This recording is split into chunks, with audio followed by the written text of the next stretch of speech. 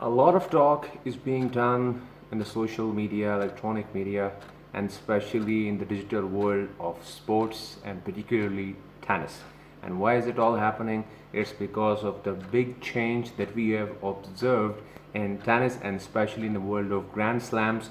Because whether you like it or not, Djokovic was very close to winning his 24th Grand Slam title, but there was a protege who has simply challenged him and proven himself to be a winner of a Grand Slam, who can simply take a person like Djokovic, who has defeated Federer, Murray, Nadal on all these different surfaces. He has proven himself to be the greatest of all times. He has the maximum number of Grand Slam titles, but despite all that, Carlos Alcaraz has simply proven himself to be a better player on that particular day of Wimbledon final, that championship.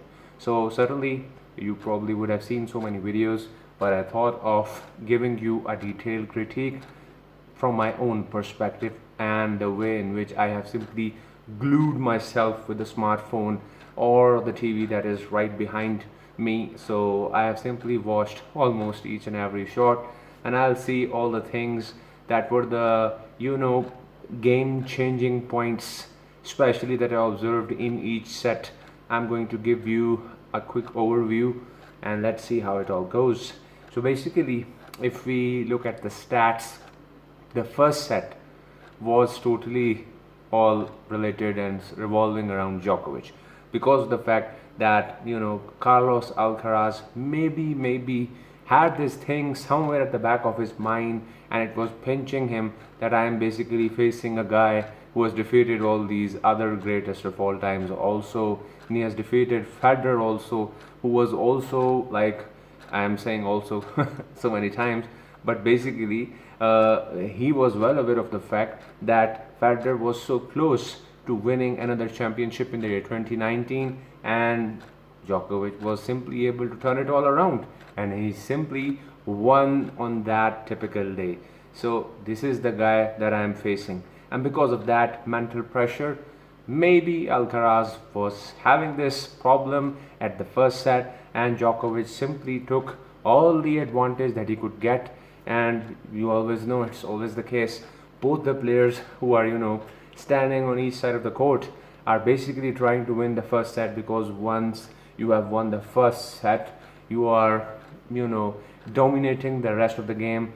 You simply put some sort of psychological pressure on the opponent's mind that this guy is now one set up and now he just has to win two sets, whereas I have to win three.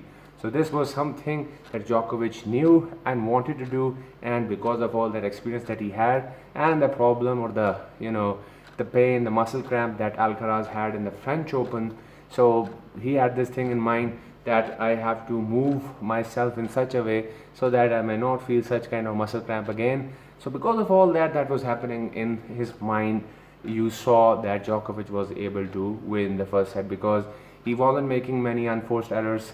He was hitting side to side. Any point when I'm talking to my other tennis fans also, so I was discussing this thing with them also, that he simply aims for a particular point of the court and he's able to hit there with pinpoint accuracy. He's that much precise in all his shots. Whether it's a close shot, a short ball or a deep ball, he's able to hit everywhere. So having said that, Djokovic placed a lot of pressure in Alcaraz's mind, but we could see the mental resilience that Djokovic mentioned in post-match press conference, in which he said that I haven't simply faced a player like Alcaraz before in my entire life, because he certainly had this combination of the mental resilience from Roger, the Spanish bull-like behavior from Rafa, and he was referring to the kind of backhand that Alcaraz has that is quite matching with Novak's own backhand, double-fisted backhand. So he was, facing all these three players. This was something which he was trying to express. Maybe you also got the idea, but he was trying to convey that all these combined together, he was facing a monster who has this 3-in-1 package on the other side of the court that Djokovic was experiencing. But despite all that, he was handling the pressure. He was telling you that at the age of 36, even then, if all these three persons stand in front of me, I'm able to handle the pressure, and he fought back. But we'll come to that a little later. If we talk about the second set, he was once again dominating. He was trying to dominate, but this time Alcaraz was also quite well aware of the fact that if he simply loses this second set, game is over. 90% game would be over, and it would be very hard to win the third, fourth, and then the fifth set, which is why he was trying his best, hitting deep shots. He was being more aggressive. He was hitting deep shots.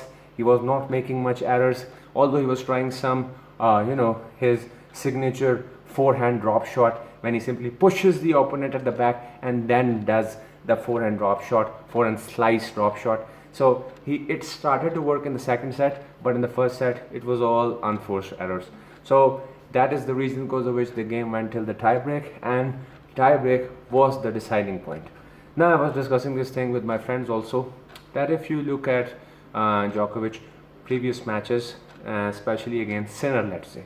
So whenever Yannick Sinner in the semi-final was close to breaking Djokovic's serve, and especially at the ad side of the court, not the deuce one, because that is where you have a break point. So Djokovic does something. If you think you already know, you can comment. Otherwise, I'm going to tell you, of course. Djokovic simply serves at the backhand side of the opponent, so that when they are returning, Djokovic simply runs towards the net. He simply approaches the opponent so that he simply finishes with a volley. This is what he does. He simply comes up with a kick serve, and when the opponent is returning back with that high ball, he simply receives it and returns it back in the form of a volley. So Alcaraz probably would have seen it. The coaches like Ferrero would have already informed him that this is Djokovic's secret weapon that you can simply expect from him, especially at an occasion within which you will be a little up. You probably may have a break point, and if I tell you, this was basically a set point that Djokovic accidentally, fortunately or unfortunately, gave Alcaraz. And if you remember, it was the ad side where it was Djokovic's serve, and Alcaraz was basically about to win the set, and Djokovic went for the backhand. He simply did the kick serve, but Alcaraz was aware of the fact, and that is why he simply returned it back at the forehand side of the Djokovic, and game over. He was running towards the court. He was running towards the net. He was approaching that probably Alcaraz is going to return back the ball towards my backhand or towards me, and that will be the point where I'm going to simply put it on the other side of the court or on the forehand side.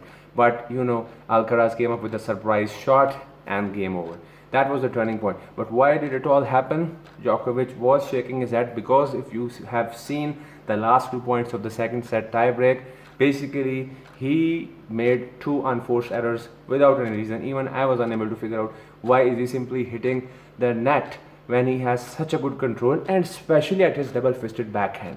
So you probably remember he simply went down, he simply bent down when he simply missed that shot that was so easy to execute and return, but that gave Alcaraz the opportunity to return back, and that simply shifted the pressure once again on Djokovic, and he simply took it to that extent that if you probably would have seen what had happened in the third set also got so interesting because of that 27 to 28 minutes of Djokovic's serve.